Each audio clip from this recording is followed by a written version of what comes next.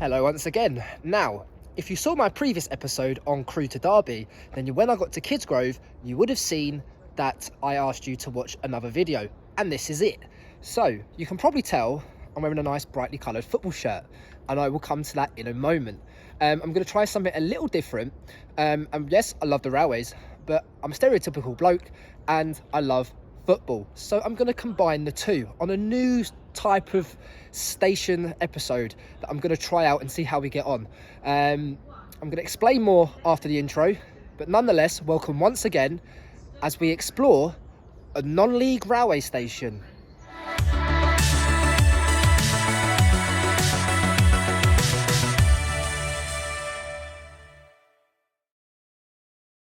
So, what is a non-league railway station episode, you ask? Well, essentially, I support Southampton, I'm just going to throw it out there, but this is the Kidsgrove Athletic FC away shirt.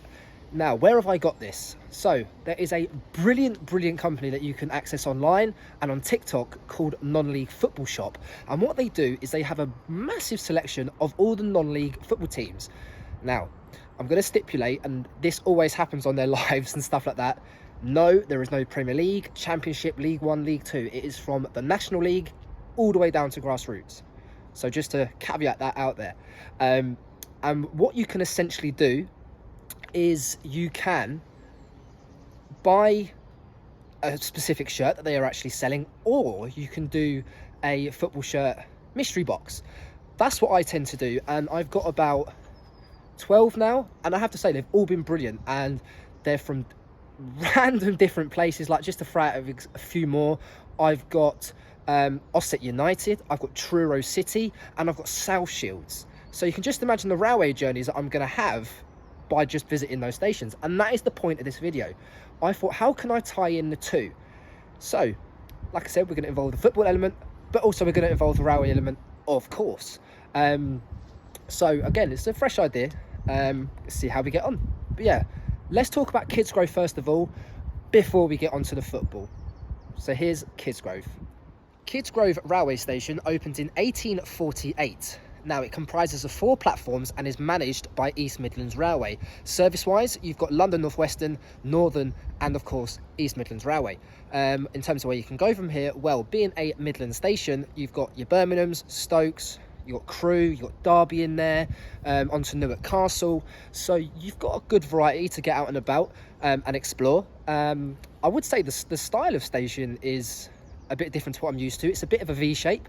I think from what I have read, this is where the line splits, obviously, to go to Crewe, and then the other way I think is towards Manchester. So quite interesting in how they've designed it, however.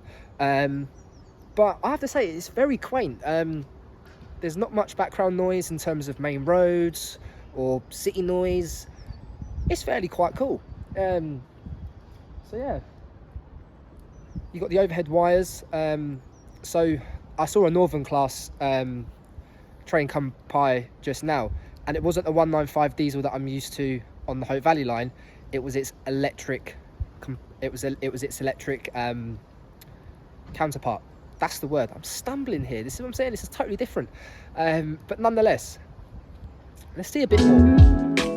Kidsgrove passenger usage grew by almost 58%, and this was a result of an improved timetable which saw the introduction of a service to London Euston via Tamworth. The station is situated on the Manchester branch of the West Coast Main Line, and it serves as a reliable junction to reach other parts of the country.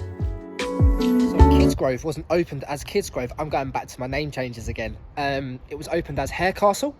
It wasn't renamed, well, to the current name of Kidsgrove until 1966. However, in this town, there were actually 2 other railway stations that were here. There was Liverpool Road and also Market Street Halt on the old Potteries Loop line. So there is quite an extensive history here, which I find is quite cool. So it needs the investigation. And to be fair, just from the journey up from Crewe, there was loads of old siding lines. So you can just imagine, I would imagine it would relate more to industry.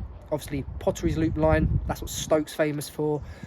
Different bits and bobs like that. So again, there's more than meets the eye, and this is why I like coming to different type of stations. There's always more than meets the eye.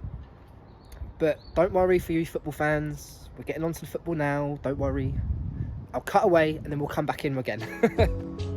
As you can see from this V-shaped design, it gives the passenger a great connection, and it's very ideal for the local football fan to go and see your team play. And for Kidsgrove, that lies only a 15-minute walk away from the station. So, now you're up to speed with the railway station, and now let's move on onto the football aspect of the video. Now, I'm going to cut away and explain to you about Kidsgrove Athletic. And by the way, what a shirt this is. After World War II, a team was formed named Kidsgrove United, but after local men were unhappy with this structure, they formed the current club of Kidsgrove Athletic, and that was formed in 1952. They currently play in the Northern Premier League Division 1 West, which is the 7th tier of English football. Their nickname, unsurprisingly, is The Grove, and they play their home games at Hollywood Road, which has a capacity of 2,000 under the management of Scott Dundas. Kidsgrove Athletic have never reached the FA Cup first round proper, but their best finish came in the 2011-12 season when they reached the fourth qualifying round after a 2-0 loss to Bradford Park Avenue. Their top goal scorer is Anthony Malbon with 159 goals between 2014 and 2022 before he left to join Eccleshall. So there you go. You now know about the railway station and their football team. And if you want to know where to go and buy your local non-league football shirt, then try, and I have to highly recommend these lot, Non-League Football Shop. They have their own online website, and also they have their TikTok shop. Now, like I said, you can buy the specifics, or you can have a mystery shirt box, as I said earlier on. And it's bloody brilliant, it really is. They put the focus back into non-league football, and I think that is so important, because you get your other companies like that who do, you know, your more commercial teams, your Barcelonas, Juventuses around the world, Dortmund, etc. And people forget that grassroots football and non-league is where it started for so many of our professional stars, and also it's where, for me, and when I've been to a few, it's where the real heart and passion is. You know, take the FA Cup, for example.